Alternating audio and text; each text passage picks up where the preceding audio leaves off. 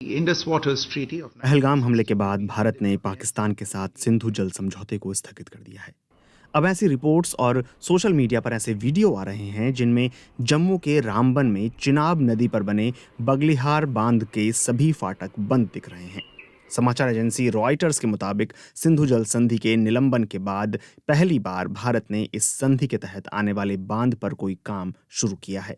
समाचार agency PTI ने सूत्रों के हवाले से दावा किया है कि भारत इसी तरह से उत्तरी कश्मीर में झेलम नदी पर बने किशनगंगा बांध के फाटक बंद करने की योजना बना रहा है। पाकिस्तान के रक्षा मंत्री ख्वाजा आसिफ हाल ही में कह चुके हैं कि अगर पाकिस्तान में दाखिल होने वाले पानी को रोकने या उसकी दिशा बदलने की कोशिश भारत करता है तो इसे जंग माना जाएगा। बगलिहार बांध क्या है?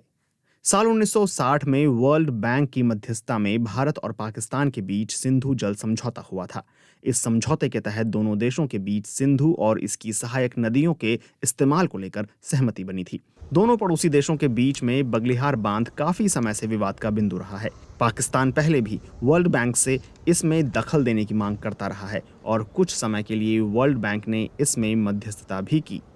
इसके अलावा किशनगंगा बांध को लेकर भी पाकिस्तान आपत्ति जता चुका है और इसकी जांच की मांग करता रहा है।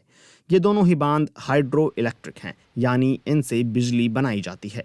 बगलिहार बांध के जलाशय में 475 मिलियन क्यूबिक मीटर पानी को संभाले रखने की क्षमता है। साथ ही इसकी बिजली बनाने की क्षमता 900 वाट है। बांध से बिजली बनाने की योजना को Baglihar hydro electric power project नाम दिया गया है। इस परियोजना पर विचार साल 1992 से चल रहा था। आखिरकार 1999 में इस पर काम शुरू हो पाया। इसके बाद कई चरणों में इस पर काम चलता रहा और आखिरकार साल 2008 में ये पूरी तरह बनकर तैयार हुआ था। क्यों बंद किए गए फाटक? अंग्रेजी अखबार हिंदुस्तान टाइम्स ने बगलिहार बांध के फाटक बंद करने को लेकर एक विस्तृत रिपोर्ट प्रकाशित की है। इस रिपोर्ट में national hydro electric power corporation के एक अधिकारी के हवाले से बताया गया है कि रिजर्वायर से गाद निकालने की प्रक्रिया के लिए फाटकों को गिराया गया, जिसकी वजह से 90% तक पानी का प्रवाह पाकिस्तान की ओर कम हो गया है। अधिकारी ने अखबार से यह भी कहा है कि किशनगंगा बांध के लिए भी ऐसी योजना पर काम चल रहा है।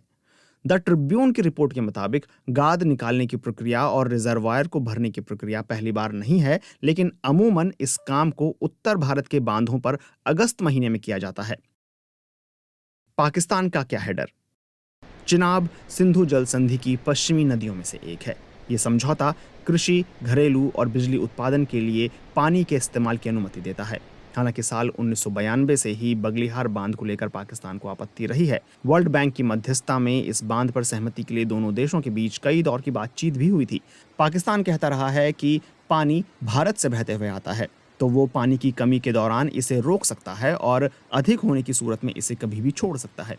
वहीं भारत का यह तर्क रहा है कि वो पाकिस्तान के इस तरह के डर को दूर करने के लिए कोई समाधान नहीं दे सकता है। दोनों देशों के बीच काफ़ी बहस और बातचीत के बाद साल 1999 में इस बांध को बनाने पर सहमति बनी और आखिरकार इसका निर्माण शुरू हुआ। लेकिन इसके बाद भी पाकिस्तान को इस पर कई आपत्तियां रहीं। पाकिस्तान को हमेशा इस बात की चिंता रही है कि इन परियोजनाओं से पाकिस्तान की तरफ आने वाले पानी का प्रवाह कम हो जाएगा। सिंधु जल संधि के तहत सिंधु बेसिन की 3 पूर्वी नदियों रावी, ब्यास और सतलुज का पानी भारत को आवंटित किया गया। वहीं 3 पश्चिमी नदियों सिंधु, झेलम और चिनाब के जल का 80% हिस्सा पाकिस्तान को आवंटित किया गया। सिंधु जल संधि के मुताबिक भारत पूर्वी नदियों के पानी का कुछ अपवादों को छोड़कर बेरोक टोक इस्तेमाल कर सकता है। वहीं पश्चिमी नदियों के पानी के इस्तेमाल का कुछ सीमित अधिकार भारत को भी दिया गया था, जैसे बिजली बनाना और कृषि के लिए। भारत की अब क्या है योजना? चिनाब नदी पर बगलिहार के अलावा भी कई अन्य हाइड्रो पावर प्रोजेक्ट पर काम जारी है। चिनाब और इसकी सहायक नदियों पर 4 ऐसी परियोजनाओं पर काम चल रहा है जो साल 2027-28 तक काम करना शुरू कर देंगी।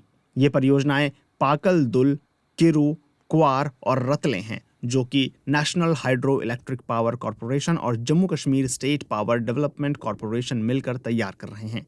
पाकिस्तान इन परियोजनाओं का भी विरोध कर चुका है। उसका आरोप है कि इन बांधों के डिजाइन सिंधु जल समझौते का उल्लंघन करते हैं।